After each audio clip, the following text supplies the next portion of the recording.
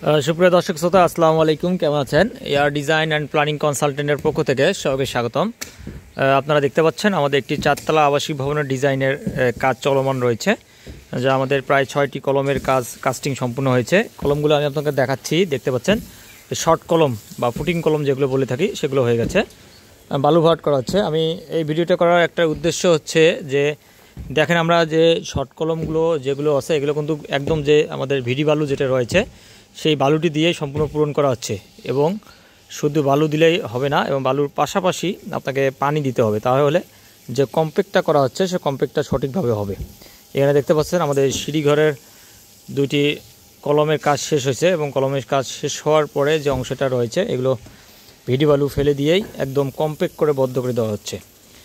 তাই যারা কাজ করতেছেন, যারা কাজ করবেন, তারা অবশ্যই এই নিয়মগুলো ফলো করে কাজ করবেন, তাহলে কাজের মান সুন্দর হবে এবং সব দিক দিয়ে পারফেক্ট হবে। এই উদ্দেশ্য নেওয়ার জন্যই আমি আপনাকে এই ভিডিওটি করে দেখালাম। এই যে সম্পূর্ণ দেখেন বালু দিয়ে কম্প্যাক্ট করা হচ্ছে, আর ওই অপর পাশে দেখতে পাচ্ছেন এখানে প্রায় এই কম্প্যাক্ট করাকে আবার দুমুস করা হচ্ছে একদম পারফেক্টভাবে, যাতে যে গোড়াটা একদম সুন্দর থাকে।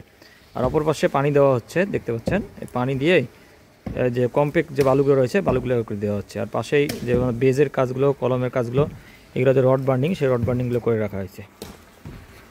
এই হলো আমাদের ফুল প্রজেক্টটি, আলহামদুলিল্লাহ ভালোভাবেই সম্পূর্ণ হচ্ছে। তাই সবাই দোয়া করবেন। আসসালামু আলাইকুম।